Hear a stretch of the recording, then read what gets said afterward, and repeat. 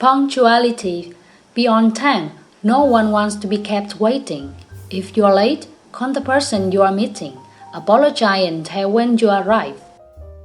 Greetings and introductions. When meeting someone, rise if you are seated. Smile, extend your hand, and repeat the other person's name in your greeting. A good handshake is important. It should be firm and held for 3 to 4 seconds. Females or males should be both ready to initiate the handshake. Sitting down and table setting. Wait until invited to be seated. Do not place your item on the table. Is it important to use the right utensils in meals? It can be confusing, so choose them carefully. Proper eating. It's also necessary to know how to eat properly. Here is an example. Ordering. Follow the lead of the host or hostess. Do not order the most expensive item in the menu. Order simply. Avoid finger food or difficult to eat. In general, do not order strong alcohol at the business meal. Paying the bill. You should arrange how the bill is paid. If being treated by someone, always thank them. Remember to tip your waiter appropriately. Well, this part has been talking about the Vietnamese business etiquette. The dress code is very important. Normally, people wear conservative suit, but women can be dressed and instead a suit. Another thing you need to care about is how to greet people. Normally, it's just a firm handshake and a slight nod. It can be shown as you respect people. Secondly, gift giving. In business, gift giving can be considered as bribery, so a wise choice may be the wine or useful item for daily activities like soaps or cosmetics.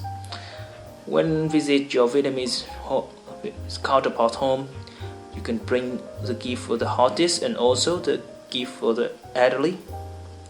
This always be appreciated. Another thing you need to care is Vietnamese people do not want to open the gift in front of people, so don't be offended by that. Next thing is rubbers. Do not choose the red or black color because you consider it bad. Finally, table etiquette. Other style of dining is using chopstick and rivals. Well, you can use your rival in your left hand and you hold chopstick in your right hand. Like holding a pen, as you can see from the screen. It is considered lazy to eat from a rice bowl which is on the table. Another thing to need to care about is do not put your chopsticks straight to your rice bowl because this is a symbol of death. The last thing you need to remember is offer of tea at the reception or meeting is a ritual form of hospitality as you are invited in your honor, so it should not be refused. Finnish dining etiquette borrows many of its basic rules from French dining etiquette. When meeting a business partner at dinner, there's no need for special greetings. Just greet him or her friendly like you would greet any other person. First and the foremost important rule for having dinner with your business partner in Finland is this: do not talk about business. Any work-related stuff must not be brought onto the table unless the Finnish person, him or herself, brings it up. Then it's okay to discuss about it. Now about the seating.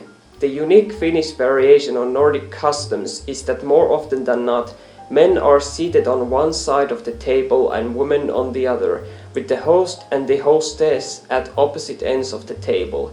All other general considerations offered for Nordic cultures remain the same. A common Finnish toast is kippis, which means cheers.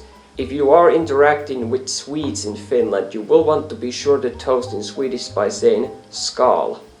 Do not begin to eat until the host has invited you to do so. Utensils should be held like in French etiquette, fork in left hand and knife in right hand. When not holding utensils, your hands are expected to be visible above the table. The only food eaten with hands is bread. This includes the fruit that is often served at the end of the finished meal, which is to be skinned and cut with a knife and fork. When you have finished your meal, the knife and fork are laid parallel to each other across the right side of the plate, the tips pointing to the 10 o'clock position. The knife should be above the fork with the blade side pointing in toward the plate. At the end of the meal, you don't have to worry about tipping the waitress. Their tips are included in their paychecks, but leaving a small tip for the waitress is very nice.